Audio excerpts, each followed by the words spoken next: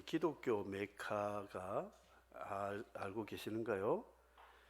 이슬람 메카는 그야말로 사우디아라비아에 있는 메카라고 우리가 알고 있습니다.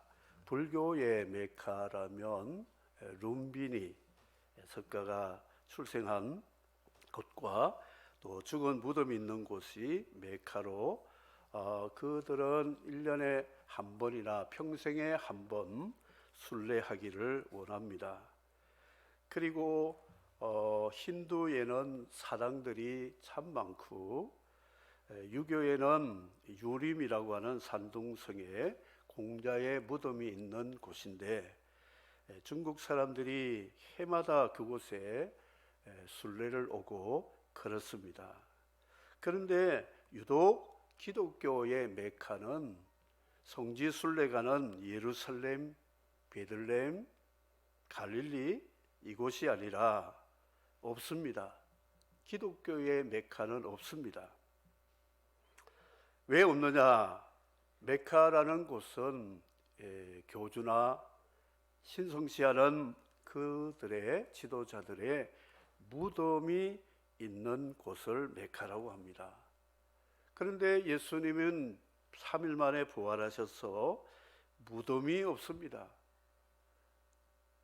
출생지를 꾸미지도 않았습니다. 왜냐?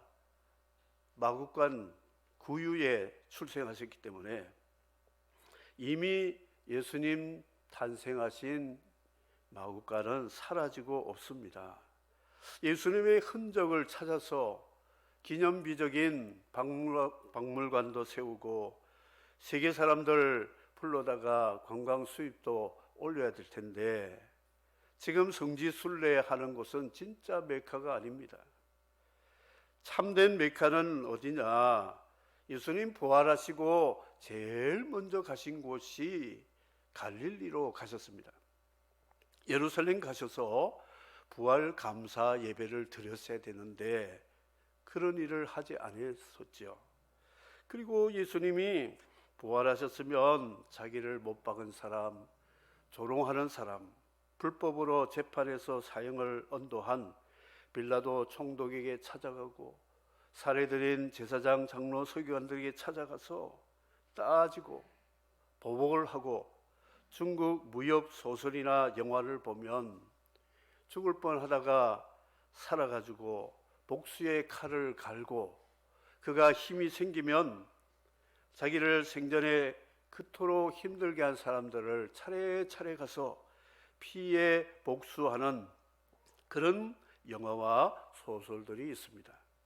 예수님이 만일 그런 중국 무협에 나온 주인공이라면 싸그리 다니면서 40일 동안 적들을 다 목을 뱄을 것입니다. 그런데 주님은 그들을 만나지도 아니하시고 제자들이 있는 곳에 가셨는데 그 제자들마저도 주님을 모른다고 부인했고 도망치고 비겁하게 주님을 떠났던 그들에게 찾아가셔서 조반을 먹이시면서 사랑의 고백을 받았습니다. 용서의 자백이 아니라 사랑의 고백을 받으시고 용서하시고 내가 이제 승천하면 너희들에게 성령의 권능을 줄 텐데 이 권능을 받고 내가 왜 죽었는지 왜 살았는지를 세상 사람들에게 예수 이름을 증거하고 세례를 주면 이것이 하나님의 구속의 핵심이 되는 복음이기 때문에 이 복음을 가지고 세계의 하나님 나라 세우는 것이 내 목적이고 내가 세상에 왔다가 가는 목적이니까 이 일을 너희들이 감당해라 하고 제자들에게 선교 사명 주시고 가셨습니다. 예수님처럼 젠틀하신 분이 없습니다.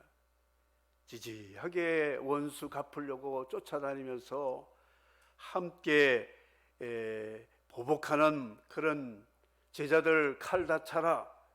오늘 밤에는 저 사내들인 가이사 해치울 거다. 빌라도 해치울 거다. 이러지 않았습니다. 주님은 갈릴리로 가셨는데 그 갈릴리에서 다시 예루살렘에 올라와서 10일 동안 기다려서 성령 받은 오순절 체험한 제자들이 땅 끝에 가서 복음 증거하다가 다 순교했습니다. 12명, 바울까지 포함해서 이 12명이 다 순교했는데 어디 가서 기독교의 흔적을 사당처럼 만들고 금수상 궁전처럼 만들어 가지고 미라를 전시하고 이럴 수가 없는 것입니다. 예수님의 3년 동안에, 아니 33년 동안의 생애의 흔적을 남길 만한 것을 남기지 않고 마지막 무덤까지도 빈 무덤으로 남기고 가셨다는 것이죠.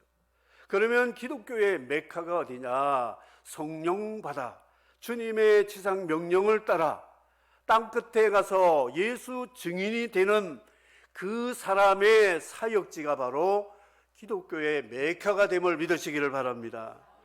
이 메카는 오늘 여기 있다가 내일 저기로 갑니다. 금년에 여기 있다가 다음 해 또 다른 곳으로 갑니다.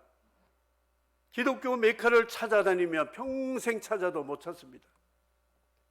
저와 여러분이 정말 성령 받고 예수 복음을 증거하는 사명자로 살아간다면 우리 성도들이 움직이는 그곳, 여러분의 가정이 기독교의 메카요, 여러분의 캠퍼스와 직장이 메카요, 우리들이 복음의 빚진 자를 가지고 이 빚을 갚는 그 희생과 헌신하는 그 일이 바로 기독교의 흔적이 되는 메카가 된다는 것이죠. 마리아가 옥합을 깨뜨려서 주님께 붓고 눈물로 죽음을 미리 준비했습니다. 그럴 때 주님 하신 말씀이 이 여인이 행한 일이 복음이 증거되는 곳마다 기념이 되리라. 예수님이 기독교 메카를 말씀하셨죠. 어디냐? 주님의 십자가를 아파하며 주님의 고난에 동참하는 여인의 옥합을 깨뜨린 그 희생한 여인의 행위를 기념하는 기독교의 살아있는 메카로 말씀하고 있습니다. 오늘도 복음을 위해서 몸으로, 시간으로, 물질로 헌신하는 사랑하는 예수 제자 성도들이 움직이는 기독교의 흔적이요 메카요 기독교의 상징이 됨을 믿으시기를 바랍니다. 바로 내가 메카다. 나를 보면 기독교를 볼 수 있다. 나를 보면 예수가 누군지를 알 수 있다. 이렇게 사명을 감당해야 된다는 것을 주님이 우리에게 보여주셨습니다. 마리아, 마르다, 나사로 이 오누이들이 사이좋게 사는 예루살렘에서 2km 떨어진 베다니에 가정이 있었는데 주님은 예루살렘 가실 때마다 이 집에서 자주 묵으시고 사랑과 대접을 받으신 분인데 이 집의 오누이들이 그 오빠가 나사로가 죽을 병이 든 것 같아요. 그래서 사람을 보내가지고 지금 같으면 핸드폰 치면 될 텐데 사람 보내가지고 예수님 사랑하는 자가 병들어 죽게 되었습니다. 그랬더니 알았다 하고 그 보낸 사람하고 급히 달려와서 기도해주고 안수해서 살려줄 줄 알았는데 알았다 하시고는 딴 일을 하러 다니십니다. 유다의 땅으로 다니면서. 그러니 마르다 마리아 마음이 참 아팠던 것이요. 그 예수님이 오실 줄 기다렸는데 오라버니가 죽어버렸습니다. 그래서 애통하면서 슬픔으로 이제 아버지처럼 의지했던 오라버니가 세상 떠나니까 두 자매가 슬퍼서 동네 사람들이 다 와서 애도해주고 위로해주고 해서 장례식을 다 마쳤습니다. 아마 마르다 마리아가 조문객들 사이에 혹시 예수님이 늦게라도 조의금 들고 오시는가 싶어서 힐쩍힐쩍 쳐다봤을 거예요. 그런데 예수님 예자도 보이지 않는 거예요. 그리고 장례식 마치고 집에 와서 낙심 중에 슬퍼하면서 있는데 예수가 가까이 오신다 소리를 듣고 마르다가 막 쫓아갔습니다. 오라비가 죽었는데 어떻게 할까요? 내 오라비가 다시 살 것이다 했더니 마르다가 마지막 날 부활에 살아날 것을 믿습니다. 압니다. 할 때 예수께서 나는 부활이요 생명이니 나를 믿는 자는 죽어도 살겠고 살아서 나를 믿는 자는 영원히 죽지 않는 것을 내가 믿느냐 할 때 이 주여 그러하이다. 저는 그리스도요 세상에 오시는 하나님의 아들임을 믿습니다. 그런데 고백은 했지만 이미 죽은 지 나흘이 된 오라버니가 주님이 지금 살려줄 줄은 꿈에도 생각하지 못하고 먼 훗날 요단강 건너가 며칠 후 만날이 그때 살아날 것입니다 할 때에 주님께서 이 이 자매들과 더불어 무덤으로 가기 전에 마리아는 집에서 혼자 있었습니다. 예수님이 오셨다고 하니까 삐친 것 같아요. 달려왔어야 되는데, 진작 왔어야 되는데 이제 와가지고 예수님 뭘 하시겠다는 거지? 내가 도대체 속이 상해서 모르겠다. 그런데 주님이 오셨습니다. 마리아 주님 앞에 엎드려가지고 주님이 여기에 계셨더라면 오라고 하실 때 오셨으면 내 오라버니가 죽지 않을 것인데 이제는 종치고 날샜습니다. 우리 오라버님 장례식 끝난 지가 나흘이 되었습니다 하면서 막 우는 거예요. 예수님도 비통한 마음을 가지고 우시면서 그를 어디 두었느냐, 마지못해서 무덤으로 갔습니다. 돌을 옮겨 놓아라.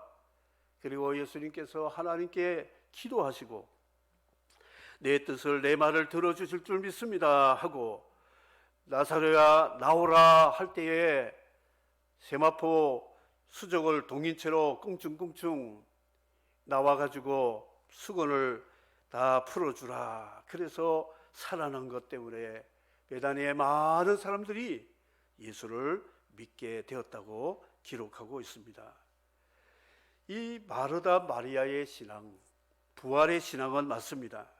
그런데 요단강 건너 다음에 부활할 것이다 했는데 주님은 그 시간에 그날에 살리셨다는 것이죠. 우리 신앙 고백을 보면 죄를 사하여 주시는 것과 몸이 다시 사는 것과 영원히 사는 것을 믿사옵나이다. 아멘 합니다. 거기에 장사한 지 사흘 만에 죽은 자 가운데서 다시 살아나시며 하늘에 오르사 전능하신 하나님 우편에 앉아 계시다가 저리로서 산자와 죽은 자를 심판하러 오시리라. 이제 주님은 이렇게 오실 텐데 우리가 주님의 부활에 참여하려면 죄를 사함받아야 되고 그리고 몸이 다시 살아서 영원히 사는 것을 믿어야 된다는 것이 사도신경의 마지막 고백이라는 것이죠. 사도신경은 잘못됐다. 사도신경 고백하는 교회는 틀렸다. 성경에서 틀렸다. 주장하는 자들이 있습니다. 왜냐? 빌라도는 예수님 3번이나 죽이지 않으려고 했는데 유대의 지도자들이 자꾸 죽이라고 해서 억지로 그냥 죽인 것인데 본디오 빌라도에게 고난을 받으사 기독교, 유대교가 자기 죄의 책임을 빌라도에게 다 떠넘기고 살짝 빠졌다. 그러니까 이 빌라도 이름 들어간 사도신경은 잘못된 것이다. 사도의 신경이 아니다. 그렇게 말합니다. 그런데 성경을 잘 몰라서 그래요. 이 교조주의자들, 신학의 영웅주의자들, 신학 단어, 원어 몇 개 좀 알면 그걸 가지고 전체 뜻이 잘못된 거 바로잡는다고 얼마나 논리를 가지고 주장합니다. 우리 아빠가 시청 공무원입니다. 그런데 이 초등학교 다닐 아이가 우리 아빠가 시청 공무원인 줄은 알고 있는데 어떤 과 부서에서 무슨 일을 하는지는 잘 몰라요. 아침에 출근했다가 저녁에 퇴근한데 그냥 그 아빠가 그 아빠지. 시청에서 뭘 하는지 그건 뭐 아이가 잘 알아도 이해를 못할 것입니다. 그런데 나중에 커보니까 우리 아빠가 시장이 아니고 부시장이래. 깜짝 놀란 거예요. 아니 부시장인데 우리 아빠잖아. 늘 출퇴근하는 우리 아빠가 그런 일을 해. 근데 또 어떤 아빠는 시청 청소과에 일을 하고 있어요. 애가 뭐 청소과가 뭐 도시위생과 무슨 과 잘 모르잖아요. 근데 나중에 머리 커가지고 알았어요. 그렇다고 도시를 미화시키고 청소하는 그 일을 한다고 아빠가 달라집니까? 부시장이라고 달라집니까? 그 아빠예요. 하나님을 믿는 우리 믿음에 조금 지식이 부족한 것 같아도 그 언약의 믿음, 사랑으로 아빠를 믿는 그 믿음을 하나님은 원하신다는 것이죠. 이 머리를 가지고 단어 몇 자 틀린 것 가지고 틀렸다고 해서 빌라도 들어간 사도신경 외우면 잘못된 성경 비성경적이다 하며 자기들만 옳은 신앙인 것처럼 착각하면 안 된다는 거죠. 사도신경을 고백하든 그런 신앙을 가지고 고백을 안 하든 하나님 앞에 바른 신앙을 가져야 되는데 이거를 정죄하면서 서로 틀렸다가 하는 아군끼리 총질하는 것은 마귀가 좋아하는 짓이라는 것이죠. 그러나 하도 신앙이 중구난방이니까 모범 신앙 고백을 만들어 보자. 그래서 교회가 협의해서 신앙 고백을 만든 것이에요. 그 가운데 마지막 우리 신앙 고백이 최고의 신앙 고백입니다. 앞에 성부, 성자, 성령, 교회, 종말 다 고백해도 마지막 이 고백이 내 고백이 아니면 다 물거품이 된다는 것이죠. 다시 한번 따라 하시기 바랍니다. 죄를 사하여 주시는 것과 몸이 다시 사는 것과 영원히 사는 것을 믿사옵나이다. 아멘. 사도신경 앞에는 내가가 있거든요. 이거는 남이 아니고 내가 믿는다. 여러분, 남이 믿으니까 그냥 내가 따라서 주문해 오는 것이 아니잖아요. 내가 내 죄를 사하여 주신 것과 내 몸이 다시 사는 것과 내가 영원히 사는 것을 믿사옵나이다. 아멘. 이것이 신앙의 고백임을 믿으시기를 바랍니다. 우리에게 얼마나 선배들이 좋은 신앙 고백을 주셨습니까? 이런 것을 가지고 단어 몇 자를 가지고 정죄하고 판단하고 이게 참 이치가 맞지 않다는 것이죠. 반드시 죽으리라 선악과를 먹은 아담에게 하나님은 그 말씀대로 죽음이 오게 되었습니다. 이 땅에 사는 몸을 가지고 사는 인생은 핸디캡이 있는데 죽음이라는 것이죠. 죽음. 그래서 어떻게 하면 인간은 안 죽어볼까? 그래서 안 죽어보려고 별별 방법을 다 쓰고 있는데 가인의 후손들 보니까 안 죽어보려고 성을 쌓고 그리고 인생을 즐기기도 하고 돈을 축적하기도 하고 자기를 죽일 원수 같은 사람들을 죽이려고 무기도 만들고 여러 가지 문화를 가지고 죽음을 막아보려고 했습니다. 그런데 홍수 심판은 있었고 안 죽은 사람은 하나님의 말씀을 붙잡은 사람들이 살았습니다. 그 홍수의 뜨거운 맛을 보고도 사람들이 안 죽으려고 바벨탑을 쌓아서 하늘 꼭대기까지 올라갔어. 땅이 에베레스트 산까지도 홍수가 넘친 것 같으니까 그보다 더 높이 탑을 쌓아서 두 번째 홍수가 더 살 방법을 구하자 해서 탑을 쌓을 때 하나님께서 그게 사는 길이 아니고 망하는 길이라는 것을 보여주기 위해서 언어를 혼잡케 해서 이들을 다 흩어버리고 바벨탑 건축을 중단시키셨습니다. 하나님이 허가를 내주지 않았습니다. 불법 건축물이었습니다.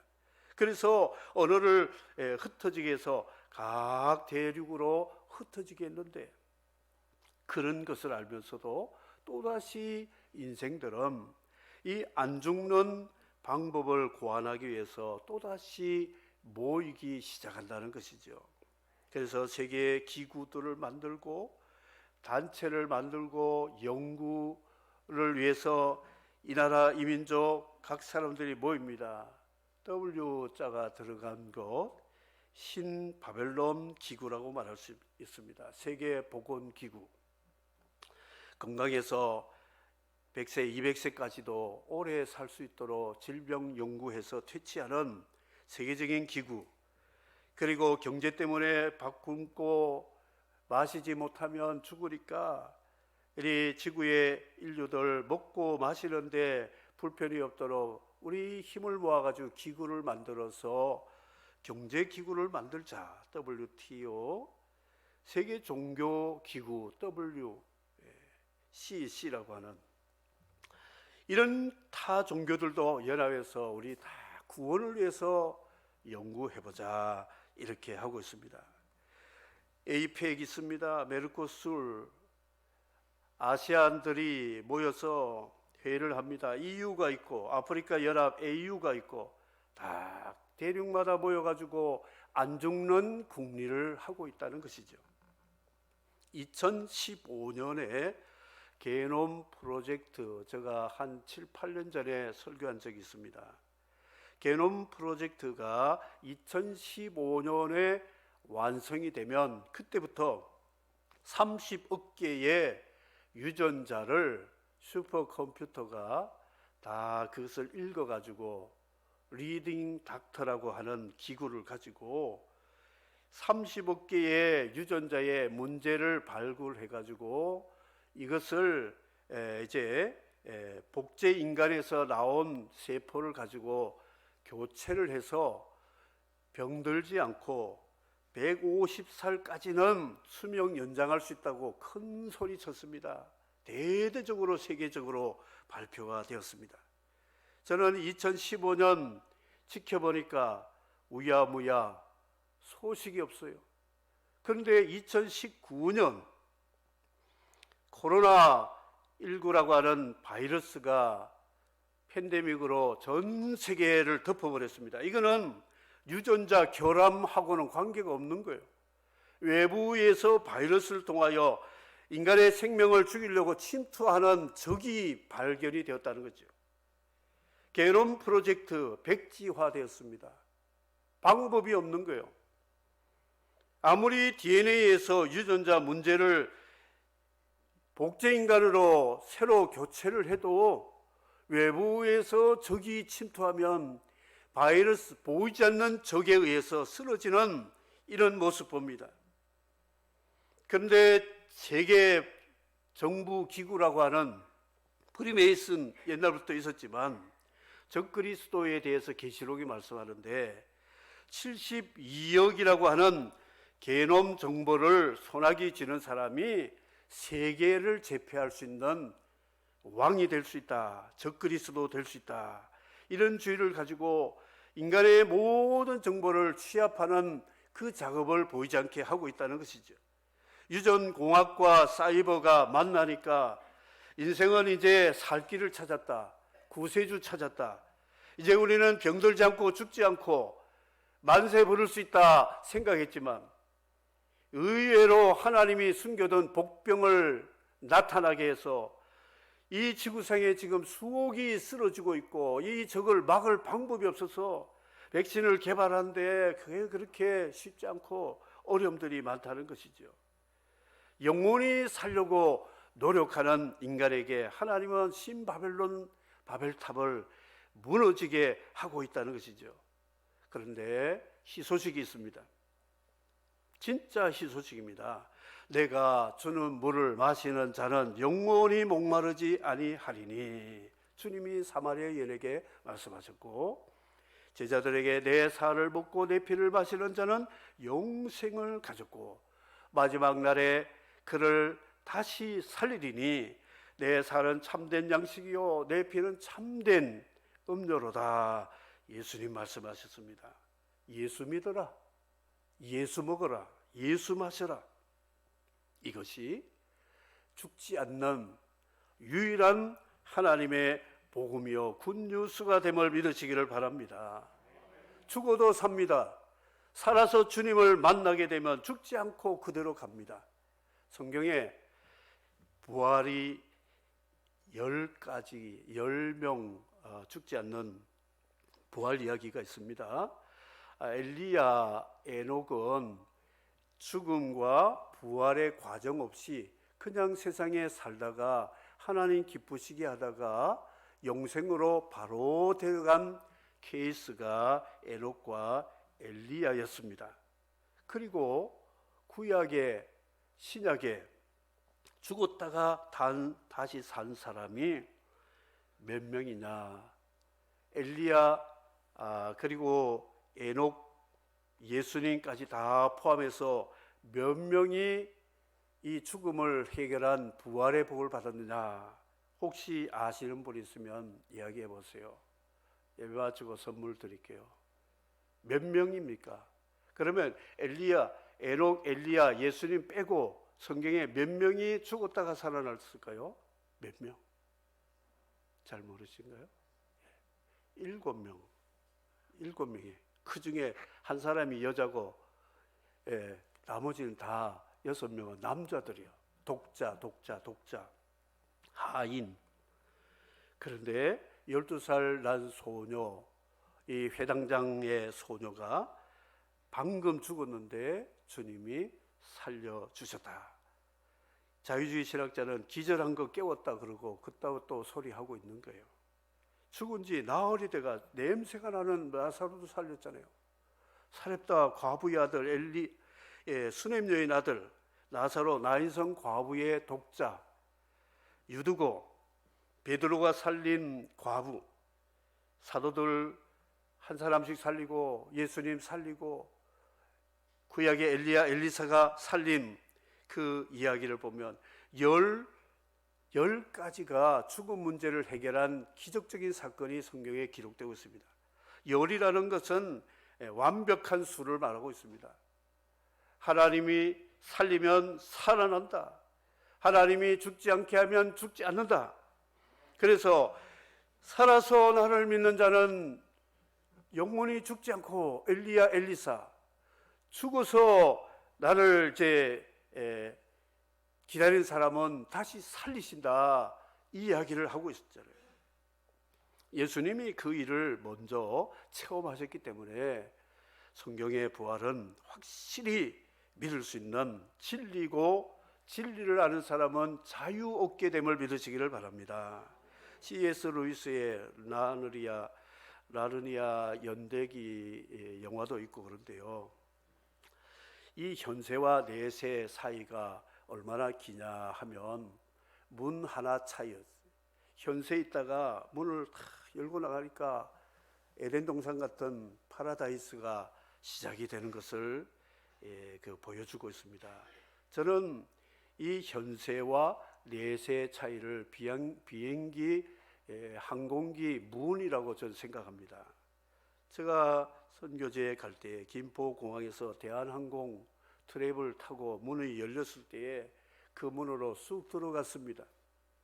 수십 시간 가더니 도착했다고 남미 한 공항에 도착해서 문을 싹 열어주는데, 아니 한국에서는 이 초겨울이 되었어요. 추웠습니다, 날씨가. 근데 내려보니까 봄이 되었어요. 아니 몇 시간 사이에 봄에서 가을로, 가을에서 봄으로 계절이 바뀝니다. 여름에 타면 겨울입니다. 겨울에 타면 여름이 됩니다.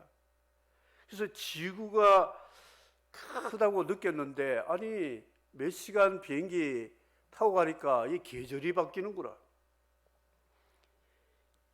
스데반 순교하자마자 예수님이 일어서서 이 스데반 영접했잖아요. 그래서 하나 둘 셋, 이렇게 셋 둘 하나 해가지고 목숨이 다 끊어지자마자 스데반이 영혼이 어디로 가느냐, 주님 앞에 바로 0.1초 사이에 올라갔습니다.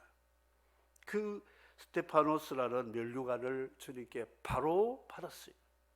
그런데 부자 나사로 이야기했어도 부자가 오랫도록 안 죽고 살려고 창고 만들고 돈 모아놓고 뭐 재테크하고 하다가 그날 밤에 하나님 불러가셨는데 어디로 가느냐? 바로 지옥불에 들어요.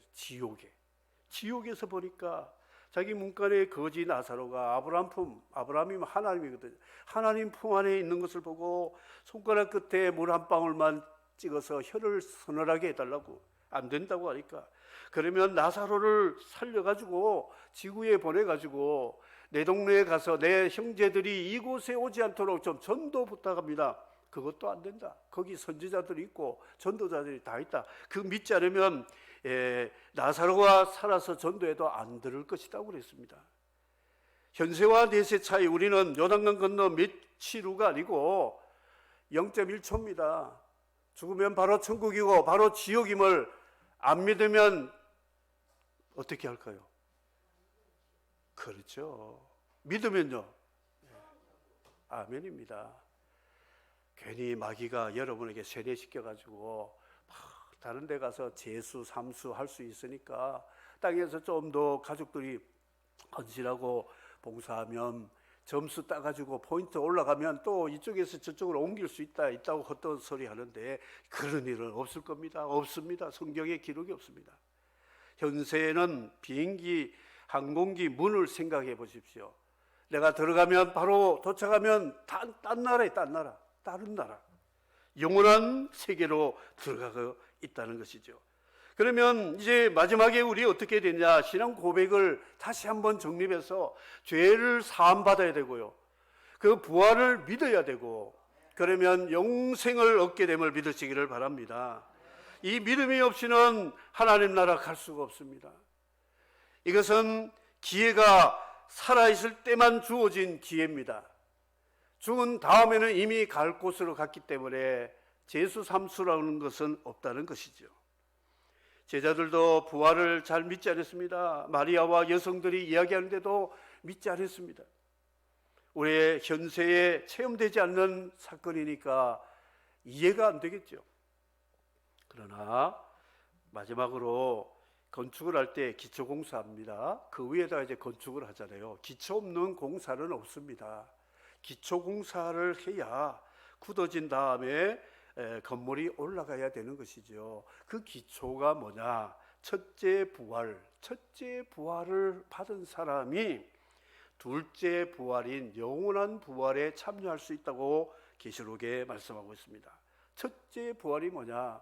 내가 예수님을 영접해서 죄 사함 받고 믿음으로 의롭다함을 얻어서 성령과 말씀으로 거듭난 본 어게인이라고 하는 중생, 다시 태어나는 거듭남, 이게 첫 번째 부활입니다.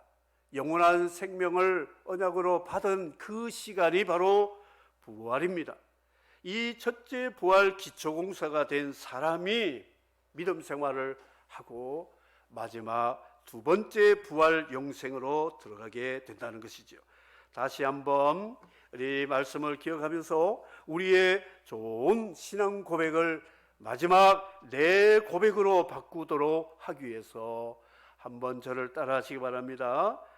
내 죄를 사하여 주시는 것과 내 몸이 다시 사는 것과 내가 영원히 사는 것을 믿사옵나이다. 아멘. 이때는 크게 해야 됩니다. 이런 할렐루야가 어디 있습니까? 그래서 이것 때문에 예수님 부활하셨다. 네가 믿느냐? 지금이 아니고 나중에입니다. 아니다. 지금 살아난다. 첫째 부활을 해야 다음 부활이 있다 말씀하고 있습니다. 부활의 기쁨, 이것이 저와 여러분의 기쁨이 되고 능력이 되기를, 부활주일 귀한 말씀 여러분들이 실제로 내 부활이 되는 축복이 있기를 예수님의 이름으로 축복합니다. 아멘.